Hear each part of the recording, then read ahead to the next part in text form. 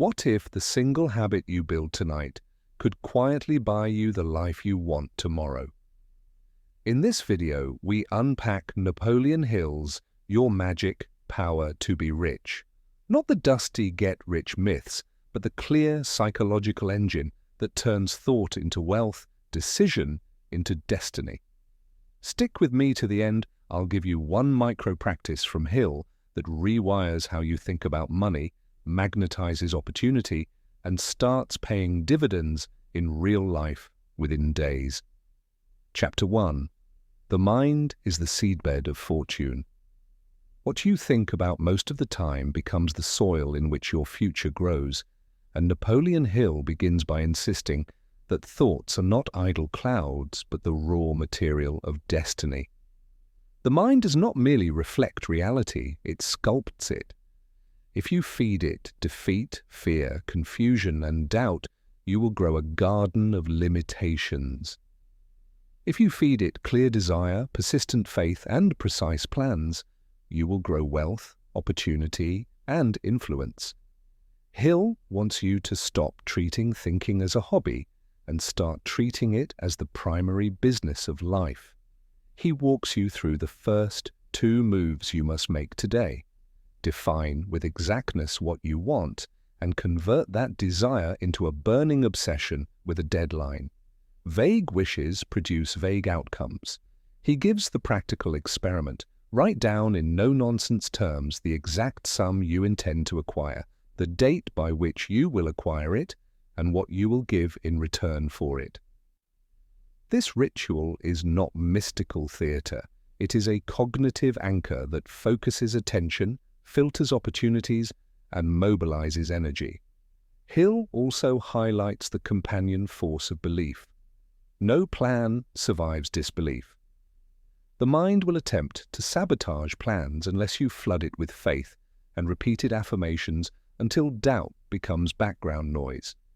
He illustrates the mechanism with tiny exercises. Visualize the end state for 5 minutes each morning. List one small action you can take that day that brings you closer, and close the day by noting one evidence item that the universe moved in your favor. These small practices condition your perception to spot openings and prime your behavior to act on them. Finally, Hill reframes failure as the product of drifting attention rather than fatal flaws. People who fail most often never committed their minds to a clear directive. They let chance and habit steer.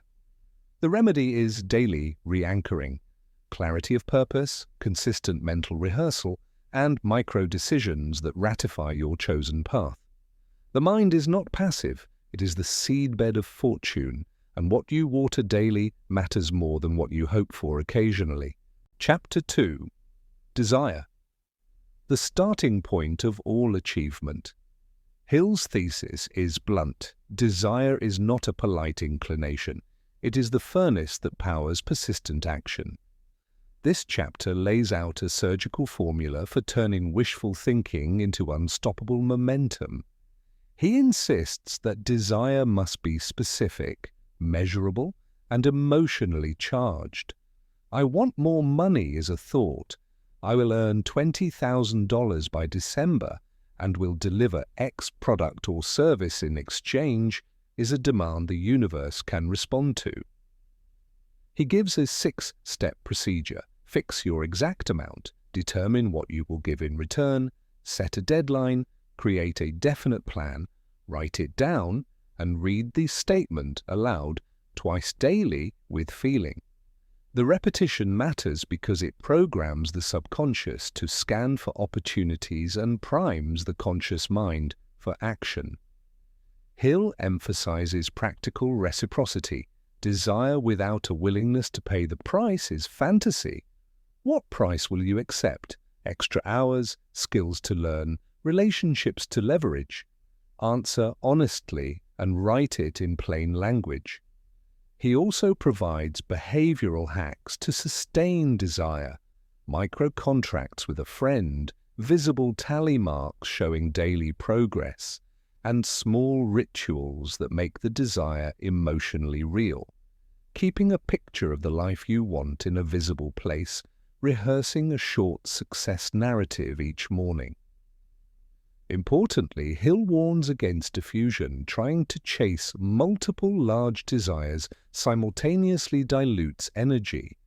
Choose the one that will most change your life and devote disciplined focus to it until traction appears. In short, desire is not a polite preference to be entertained when convenient.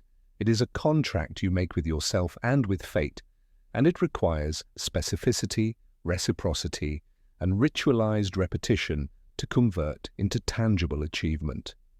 Chapter 3. Faith. Convert thought into reality. Faith, Hill argues, is the practical muscle that translates thought into substance. But this is not religious piety, it's a disciplined mental skill. Belief so consistent and rehearsed that it becomes expectation and therefore shapes choices and actions. Hill gives a workbench for building faith, affirmations repeated with conviction, exposure to models and mentors to normalize success, and daily experiences of small wins that incrementally prove the possibility to yourself. He advises a concrete exercise. Craft a short statement declaring your goal and 2 sentences describing why it is reasonable and attainable, then read this aloud with emotion at least twice a day. The verbal repetition reshapes neural pathways and realigns behavior. Hill also warns about the danger of passive faith, wishful proclamation without consistent activity. Faith must be married to work. The difference between the believer who acts and the believer who prays is the weight of decision. Faith reorganizes priorities, reduces internal conflict, and makes risk-taking reasonable instead of terrifying. In practical terms, Hill recommends surrounding yourself with evidence, data points, testimonials, prototypes that reduce uncertainty. This externalization of belief short-circuits the mind's propensity to invent reasons for inaction. The chapter also covers fear management. Faith acts as a vaccine against paralyzing fears because repeated exposure to small successes trains the nervous system to approach rather than avoid. Implementing Hill's program builds a confidence loop. Belief fuels action. Action produces small wins. Wins strengthen belief, and the cycle accelerates. Faith, then, is not mystical. It's disciplined mental rehearsal amplified by pragmatic testing and social proof. Chapter 4. Autosuggestion. The habit of influencing your own mind. Hill walks you into autosuggestion like a coach teaching a muscle control technique. The essence: deliberately feed your subconscious with precise directives until your conscious choices and involuntary inclinations align with them. He outlines a daily protocol. Write a compact affirmation that states your primary aim. Read it aloud with emotional intensity morning and night. Visualize the desired result while reading, and close with the short gratitude statement as if the result were already obtained. This process is not magic. It's psychological conditioning that reduces internal conflict and increases decision speed. Hill emphasizes sensory richness. Imagine not only the number in your bank, but the sounds, sights, and feelings associated with your success. The brain encodes these multisensory rehearsals more deeply. He also recommends a practical journaling habit. Note daily evidence that supports your auto-suggestion, however small, and adjust wording if cognitive resistance appears. The chapter warns about susceptibility. Auto-suggestion works both ways. If you feed fear and scarcity narratives, effortless sabotage follows. Therefore, curate mental inputs, media diet, conversations, and reading matter. Hill gives a real-world example. An aspiring salesperson who followed the auto-suggestion regimen moved from paralysis at the phone to consistent outreach within weeks because the constant mental message rewired the emotional threshold for action. Autosuggestion is not passive positivity.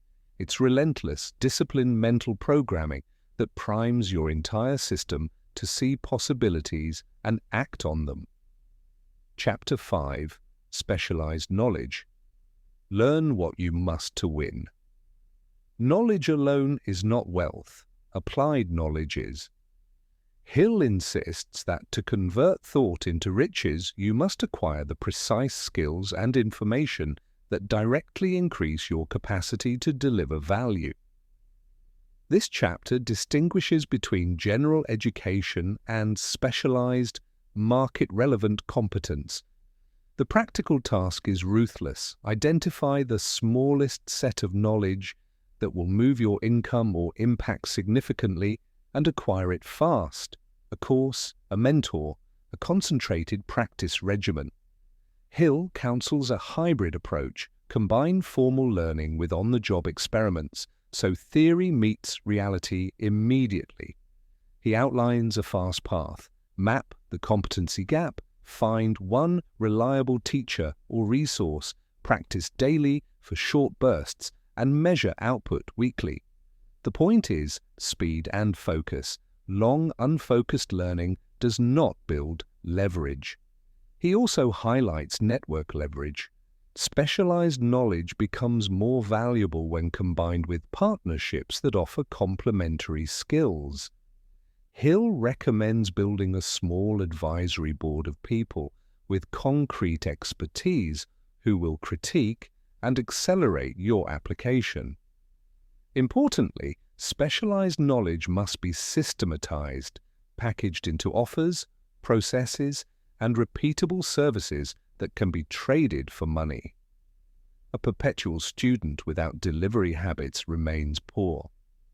To apply Hill's counsel, pick one market-relevant skill today, commit to a 21-day learning sprint with measurable outputs, and recruit a critic to force quality. Knowledge is power only when converted into a product, service, or demonstrable improvement in real outcomes. Chapter 6. Imagination, turning ideas into plans. That Hill treats imagination as the engine room where ideas are forged into viable plans. He draws a practical distinction between two types of imagination: synthetic imagination, which recombines existing elements into new applications, and creative imagination, which generates novel impulses often seeded by intuition and incubation. Both are necessary. Synthetic imagination optimizes and packages current assets, while creative imagination opens new domains. The chapter gives exercises to strengthen both. Forced recombination drills where you take two unrelated assets in your life and brainstorm 10 ways to combine them into value, and incubation practices. Short periods of focused work followed by deliberate mental rest to allow subconscious synthesis. Hill also emphasizes prototyping. Ideas must be rapidly tested in small market experiments rather than preserved as intellectual treasures. The practical habit is brutal simplicity. Design the smallest viable offer that communicates the value of your idea and put it before real people this week. Feedback refines the imagination loop. He also warns of idea fetishism, loving the notion more than the execution. Imagination must end in deliverables. Use plain templates, a one-page plan that answers who will pay, why they will pay, what the minimum product is, and what the first test will cost. This procedural imagination converts abstract vision into executable plans that generate money and momentum. Chapter 7. Organized Planning. From Vision to Deadline-Driven Action. Vision without structure collapses to daydream. Hill gives you a playbook to convert imaginative plans into organized, deadline-driven systems. The chapter insists on delegation, partnership, and concrete timelines. Start by drafting a clear, short plan with milestones and assignable actions. Break major goals into weekly tasks and then into daily micro-actions aligned with your peak energy windows. Hill stresses the need for accountability partners and a small steering committee when projects scale, people who will provide critique, resources, and real-world know-how.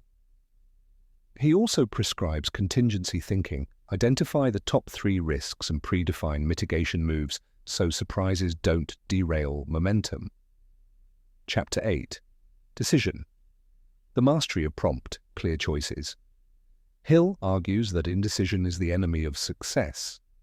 Decisive people win because clarity produces speed and momentum.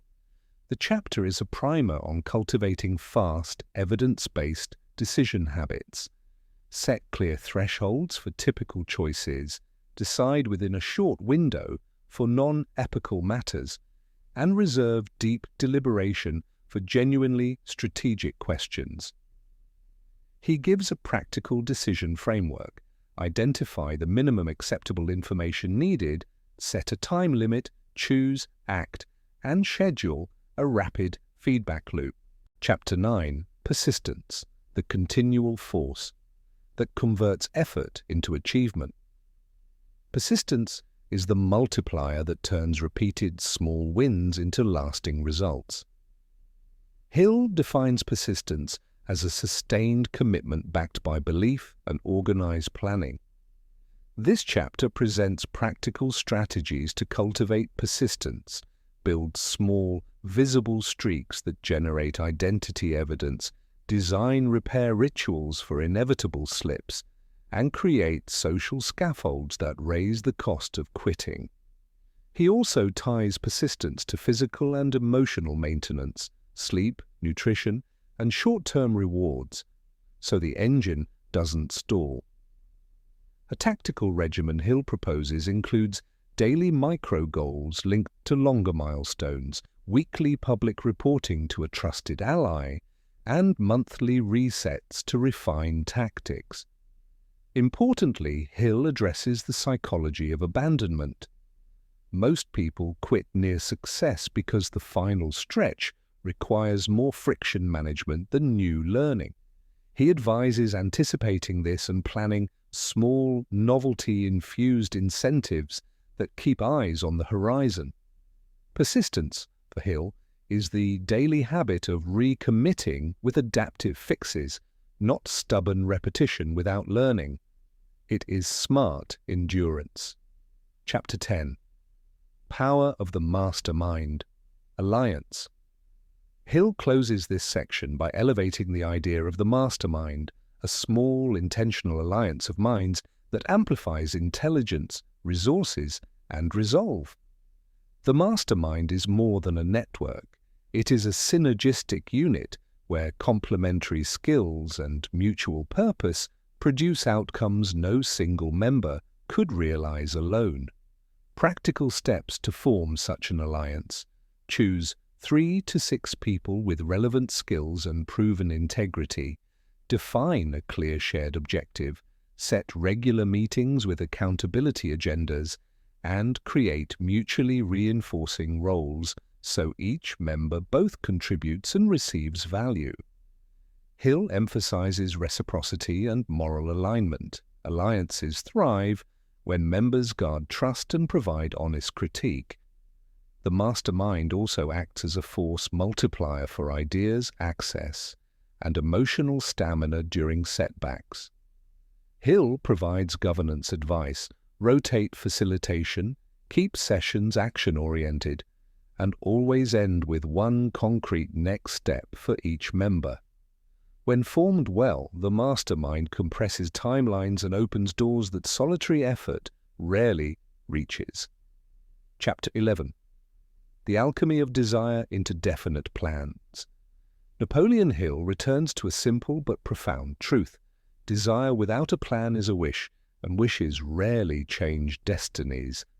This chapter is about turning the combustible energy of desire into the steel rails of a definite plan. Hill insists you must stop praying for vague blessings and instead write down an explicit blueprint, the amount you seek, the deadline, the deliverables you will produce, the people you will partner with, and the resource map that connects intent to method. He gives a step-by-step rehearsal that feels more like business than mysticism.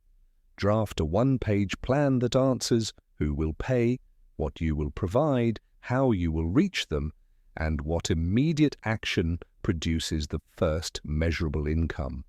The point is urgency. Without a deadline, desire drift dies.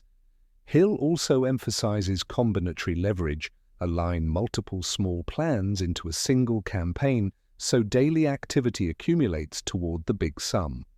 Plans must be flexible and iterated, test assumptions fast, gather micro-feedback, and revise before you double down. He warns against paralysis by perfection. A messy, tested plan beats a pristine, untried idea every time. Hill provides tactical templates, a sales-first plan, a productization plan, and a skill-to-service conversion plan that readers can adapt quickly. The chapter also addresses the psychological discipline of publicized plans. Naming your plan to a trusted circle converts private hope into social obligation and generates accountability that moves inertia. Lastly, Hill stresses integrity. A plan that extracts value rather than creates it will collapse reputationally. Align your plan so it delivers real benefit, and the returns multiply sustainably. The alchemy is procedural. Desire fuels the plan elicits action, action produces evidence, evidence fuels belief, and the loop accelerates. If you need one practical move today, Hill demands it be this: write the single clearest testable plan that would produce the first real payment toward your stated goal, and commit to the first 3 micro steps you will take in the next 72 hours. Chapter 12. Fear. Identify it, name it, then act. Anyway, Hill treats fear as the hidden operator behind most stalled lives. This chapter is a rigorous practical dissection of the common fears that choke action: fear of poverty, criticism, ill health, loss of love, old age, and death, and a robust manual for neutralizing each. He urges you to catalogue your own fears in detail and then interrogate them. Are they evidence-based or story-based? Often fear is a habit of imagination reinforced by vague probabilities and worst-case rehearsals. Hill prescribes a 2-part remedy: exposure plus small proofs. First, create low-cost experiments that intentionally provoke the feared scenario in safe, controlled ways, so you learn the real consequences rather than the imagined catastrophe. If you fear public speaking, do 2-minute talks to a friend. If you fear financial failure, simulate a mini-budget crisis and solve it.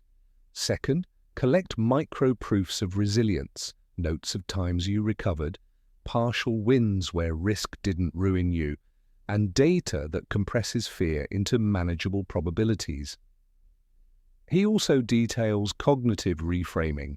Convert the language of fear into actionable prompts. Fear of criticism becomes information on how to improve. Fear of loss becomes clarity on what you truly value. Hill complements mental work with physical countermeasures, breath control, short movement to regulate arousal, and immediate small action to break the freeze response. There is a stern ethical note. Fear sometimes protects. Use discernment, but more often it immobilizes. The chapter closes with a daily exposure ladder exercise. Pick one fear, design a 5-step ladder from trivial to challenging exposures, and climb one rung daily. Over weeks, the reflex of avoidance converts into practiced courage, and courage, Hill insists, is the essential currency that turns intention into attainment. Chapter 13. Concentration. Focus as an investment strategy. Hill elevates concentration from study habit to wealth strategy. The ability to direct sustained attention is the single most powerful multiplier of effectiveness, more determinative than raw talent or luck. This chapter provides a military-style regimen for attention. Create protected work blocks, eliminate trivial interruptions, and install rituals that cue deep focus. Hill prescribes the single reference rule. At the start of every block, define one single outcome you intend to accomplish and refuse to switch tasks until it is materially advanced. The chapter teaches neuroscientific-friendly techniques, short Pomodoro, eat like sprints, ritualized pre-work breaths, and environment engineering to minimize cognitive switching. He also advises mental hygiene, reduce information, scatter via a single inbox, a solitary notebook for ideas, and an end-of-day consolidation that captures unfinished threads so the brain can rest. Hill stresses the moral dimension. Concentration is an ethical act because it honors your commitments to others and yourself by producing reliable output. There are productivity templates, how to design a 90-minute creative block, how to protect it in meetings, cultures, and how to use a visible signal to social collaborators that you are in deep focus. Finally, Hill links concentration to decision quality. Focused practitioners make faster, better decisions because their minds aren't diluted by noise. Invest attention like money. It compounds into clarity, skill, and unassailable momentum. Chapter 14. Self-discipline. Mastering the inner governor. Hill addresses the inner governor, the set of reflexes, cravings, and excuses that steer us away from consistent action. Self-discipline, he says, is the architecture of daily, small choices that, compounded, determine destiny. The chapter provides an actionable discipline regimen. Define non-negotiables, create micro-rules, and embed rituals around transitions. Wake up, pre-work, wind down. Hill is practical. Choose 3 daily non-negotiables that must occur before any discretionary behavior and protect them fiercely. These are your anchor acts. He recommends immediate public micro-accountability for each, a short daily report to a partner that preserves dignity while creating social consequence. Another emphasis is measurement. Track adherence, not outcomes. Counting days builds identity. Hill also dissects willpower myths. Willpower is renewable when supported by systems, and it is preserved when you remove trivial choices through defaults. Design your environment, place obstacles between you and temptation, make virtuous acts easier than their opposites, and use small commitment devices to raise the cost of backsliding. Finally, Hill insists on compassionate repair. When you fail, enact a short corrective ritual immediately and adjust systems rather than moralize. Chapter 15. Applied. Faith, the work ethic of expectation. Hill reframes faith into a pragmatic operational mode. Applied, faith is expectation calibrated by action. The chapter teaches how to combine belief with rigorous labor, create daily acts that would make your belief sensible to an objective observer. Faith without effort becomes fantasy. Effort without faith becomes mere toil. Hill prescribes a ritual. State your expectation. List 3 daily actions that would convince any skeptic, and perform them before you consume leisure or social media. Chapter 16. The subconscious mind. Programming, your silent partner. Hill treats the subconscious as a powerful ally that runs much of our behavior. This chapter is a hands-on manual for programming that silent partner with repetition, emotional tagging, and sensory rehearsal. Hill gives morning and evening protocols, short scripted statements, combined with vivid visualization and gratitude that serve as daily updates to the subconscious database. He warns against noise, curate media, and conversation because the subconscious ingests patterns indiscriminately. Practical exercises include micro-scripting, one-sentence commands, sensory anchoring, a specific gesture paired with the script, and evidence journaling that records small proofs so the subconscious builds a record of success. Hill also explains how to use associative networks. Pair a desired behavior with strong sensory cues, certain music, a scent, or a physical posture, so the subconscious cues the behavior automatically over time. The aim is not magic, but alignment. When your conscious plan and your subconscious impulses sing the same tune, action becomes smoother and less fraught. Chapter 17, The Brain. Trust, Forming and Using Advisors. Hill returns to the mastermind concept and expands it into practical counsel for assembling a reliable brain trust. The chapter explains selection criteria, competence, integrity, complementary perspectives, and willingness to challenge. He provides governance rules, short, action-focused meetings, rotating facilitation, explicit deliverables, and mutual accountability. Hill stresses the importance of psychological safety, trust that allows candor without humiliation, because honest critique accelerates refinement. He also outlines how to use advisors efficiently, bring concrete options to the table, ask specific questions, and extract 2 immediate next steps. The brain trust is not an idle shop. It's a catalytic device that multiplies your intelligence and opens social capital. When chosen well, advisors compress learning curves and create strategic options otherwise inaccessible. Chapter 18, Wealth and Service. Making money as a moral act. Hill closes this sequence with an ethical framing. Wealth pursued without service is hollow, and wealth created through value solves problems and elevates communities.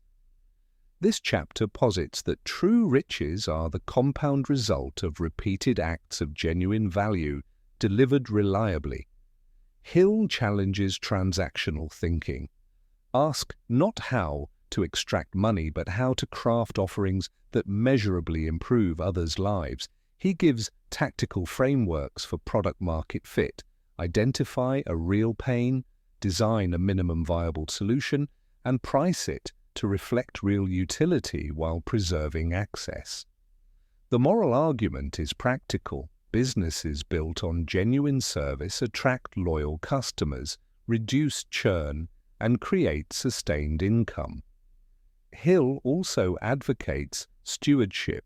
Use wealth to amplify impact through teaching, infrastructure, and stable institutions. He closes with a call to legacy. Let your pursuit of riches be the means by which you make life better for people you will never meet. Wealth, when aligned with service, becomes a force multiplier for human flourishing and the most reliable long game Hill knows. Chapter 19. The Sixth Sense. Cultivating Intuition for Decision-Making. Napoleon Hill calls the sixth sense the final frontier of personal power, not mystical mumbo-jumbo, but a cultivated faculty that emerges when knowledge, experience, and disciplined habit converge. This chapter treats intuition as an engine that, when properly tuned, delivers fast, accurate guidance in messy real-world decisions. Hill's core message is practical. The sixth sense is not a magical gift reserved for prophets. It is an emergent property of repeated, honest engagement with reality. To cultivate it, you must first build 3 foundations: clarity of purpose, the habit of accurate thinking, and disciplined reflection. Clarity of purpose narrows the mind's search space. A focused mind hears patterns faster because it's listening for fewer things. Accurate thinking trains you to separate facts from rumor, to ask the right questions, and to test assumptions rigorously. Reflection creates the memory bank that intuition draws on. The brain uses previous patterns to simulate future outcomes. Hill gives exercises that are as practical as a tradesman's toolbox. Start a noticing journal.